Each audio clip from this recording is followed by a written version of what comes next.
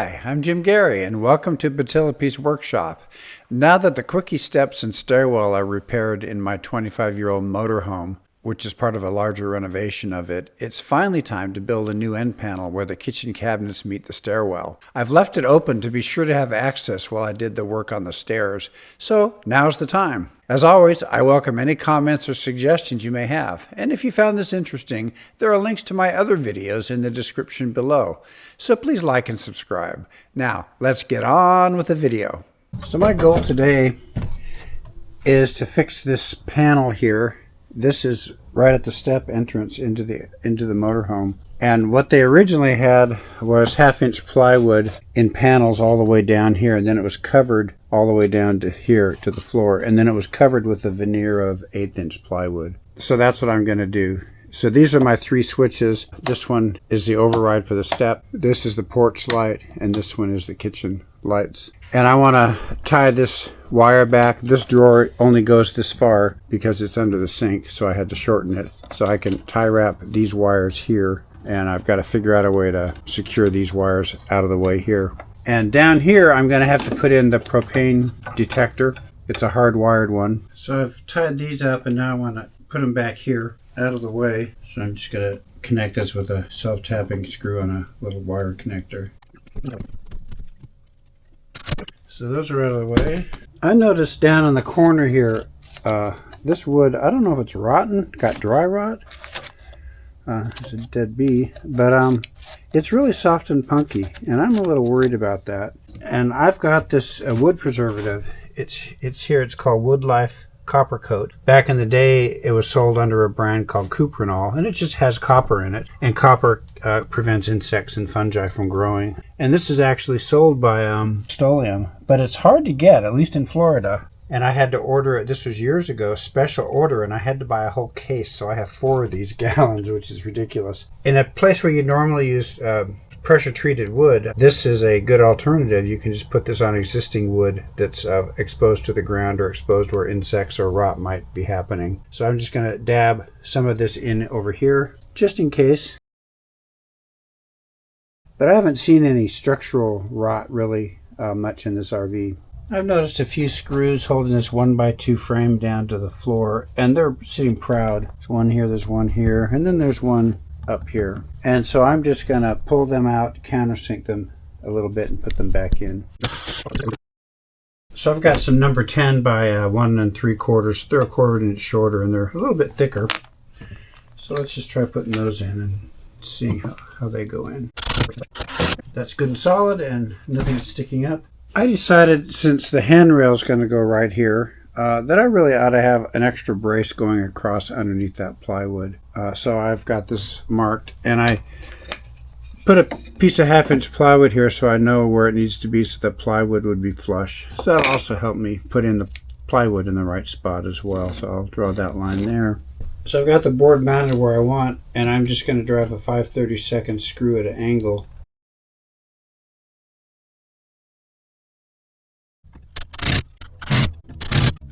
Okay, I feel better about that. So now tie these, I can clip these wires to the top of this with a clamp, so that'll be nice. So I've just got this little plastic cable clamp, and I've got a really short screw that won't come all the way through, just to hold these cables, just to manage them more than anything. There. And I've still got this block of wood I'm going to put in here. Gonna be a safe place to clamp these wires below, and if I do it right, it'll also act as a stop when I'm putting the plywood in. So that would be perfect, just how I have it. Now I can drill the plywood a screw in here just to hold this more rigidly, but it's not holding anything, it's just holding these wires. I just don't want these wires to get fouled up in the drawer.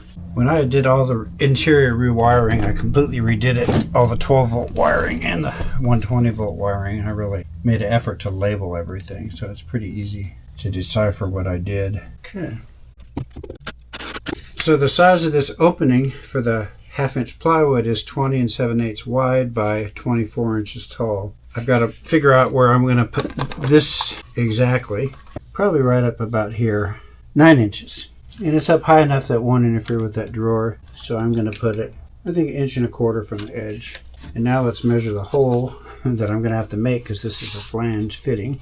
The actual hole is going to be 2 1/4 by 5 3/4. So here's a big chunk of plywood I've already used and cut. And I've got it propped up on my lift there, that cart lift, and my table saw, and I've got foam underneath so when I cut with the track saw, it doesn't hit the table. When I measured this, I used a big square here. This is a giant square 12-inch. They're really useful for this kind of stuff. So I marked it all off, checked everything, and so this is the piece I have to cut. So the first cut, I'm just going to cut all the way across here so I can get rid of this big chunk. Now the beauty of a track saw is you just lay it right on the line you want. And it's got grip stop bottom, so you don't really have to worry too much about it. The main thing you have to worry about is the depth of your cut. And it looks like this is about right.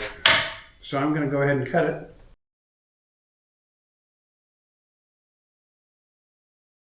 I swear that Festool designed their nozzle so it won't fit into any other brands. So now I can move the other sheet of plywood out of the way. The first thing I'm going to do is cut this line, and then I'll turn it around and cut that line.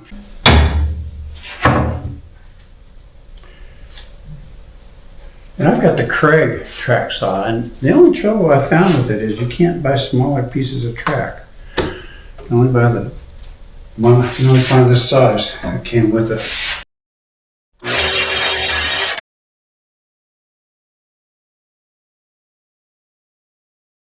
You might recall we had these 2 screws. They had screwed the other plywood down with those screws. So I got my Dremel here. Gotta cut them off real quick. So let's see if this fits. Yes, it does. So I'm going to mark the approximate place where I want to put that propane thing so I don't get mixed up. And it's going to go something around here.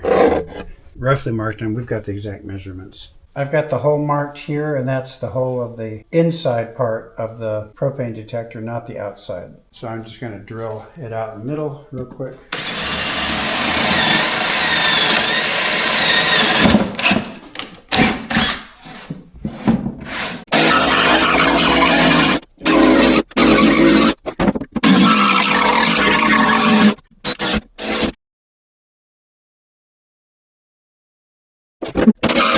I totally forgot we weren't planning on using this old propane monitor, so I'll have to patch the rectangular hole I just put in the panel because we'll only need a small hole for the 12-volt wires as the modern monitor is small and it's completely surface mounted. I've just got the wires so the drawer won't interfere with them.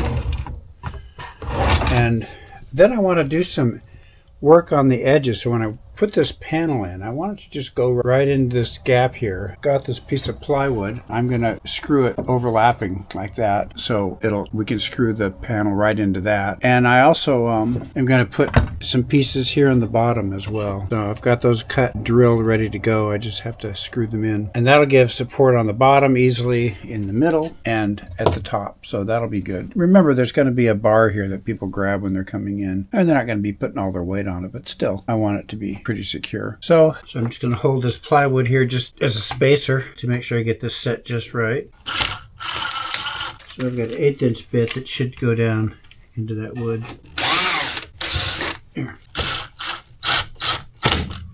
Okay, so we got that one, and I'll do the other one off camera. So I've drilled some 3/16 holes here, and I'm going to put this piece of plywood behind it. Then I'm going to drill a thinner hole. That gives me something to tie up the panel onto. Screws stick out there, but there's no wires anywhere near them, and nobody will ever get their hands tied. So we've got this ready to seal up. And it's been a long time I've been wanting to do this, but I kept waiting because I wanted to finish the stairs first because I knew I might have to get back there.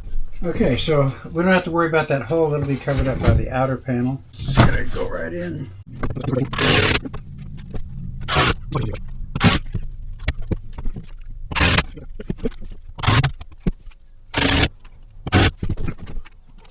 It's nice to have that done.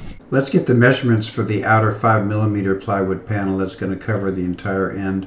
I checked with the square and the corners are all square. So the piece has to be, I've got 22 3/8 across the top. So let's get a measurement across the bottom. And I would say 22 3/8 is good on the bottom too. Okay, and then the height, 33 5/8 over here, and 33 5/8. So we're going to make it by 33 5/8. So here's where the sink was. And if you look behind the sink, this is the back end of that switch. I put very clear labels, printed labels on all the wires. And I've got them loosely bundled together so that one of them can't fall away. So we can safely now take the switch out and then make our measurements.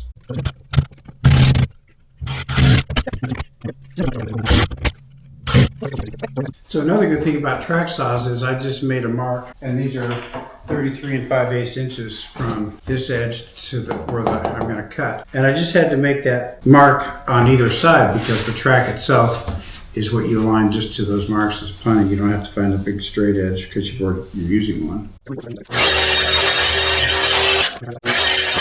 Okay, there we go. So I've got the track set at 22 3/8, which is where we should be. So let's go ahead and make that cut. It was nice to get the plywood broken down. So it fits in there beautifully. I just want to have it all the way up to the counter like that. So I've got it propped up. And now we're going to go around to the back side. And I'm going to just mark out that hole for the switch.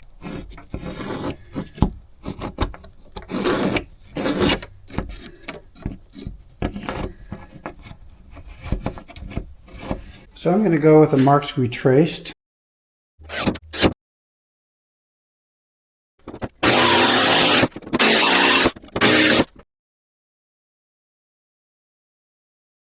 Okay, we'll go check it out. So the switch fits fine here. There's not an issue with the switch at all. So I've got my 18 gauge brad nailer and I'm just going to nail it. But I can pretty much nail it anywhere I want because there's plywood behind it. And these are just 1-inch brads. I think they're pretty good. So I want to get this on because it's going to take several coats and I want to get the switch back on so I can use the lights. So the paint's dry enough, I think. So I'm going to go ahead and install the switches. And I had labeled them all in the back so I know which one goes where. So I'm just going to go ahead and connect them through the wall and I'll come back after I've done that. I've got all of them wired up. I'm glad I labeled them. So they're all in there and I think all the switches work. This middle one is the porch light. So there's the porch light off and on, that's correct. And the right one is here is the kitchen light. So they all go on. So that's correct. And this is the step override. So I've got these little screws and I've got a pilot screw and I'm going to put one in here and then make sure it's level before I put any more in.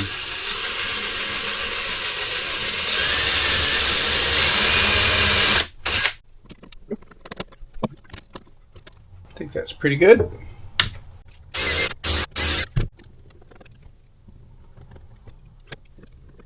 So that's all good and rigid, and here's the switch cover.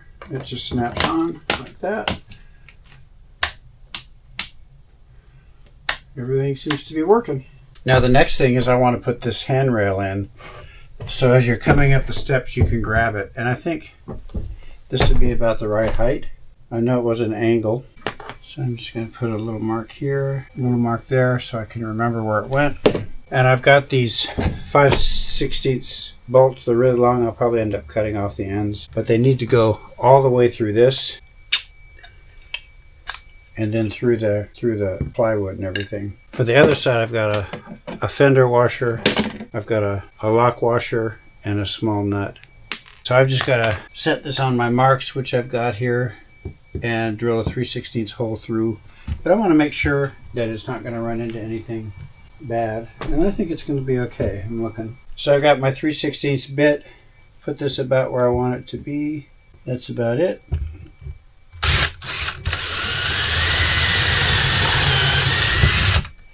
I got the hole started and I'll finish it here. Now let's see if we can get this to go through. It's a tight fit, so I'm going to screw it with this driver.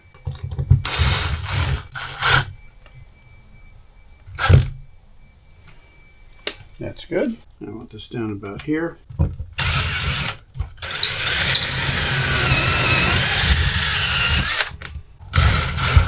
So let's take a look inside. So here's the bolt, and it's clear, but I'm going to go ahead and put the washer on and the nut, and then I'm going to try to cut it with a Dremel. And the other one's way back here. And again, you can see where my finger is.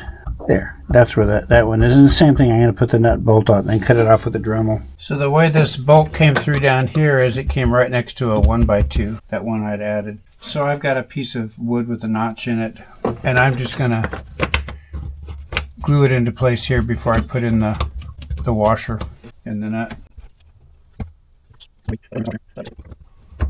There, that's nice. And the washer, of course, will clamp it right into place.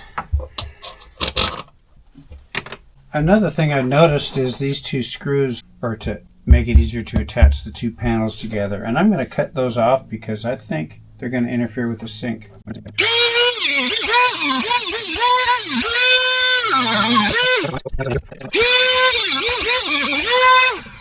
And again, it probably doesn't matter. I just felt like doing it.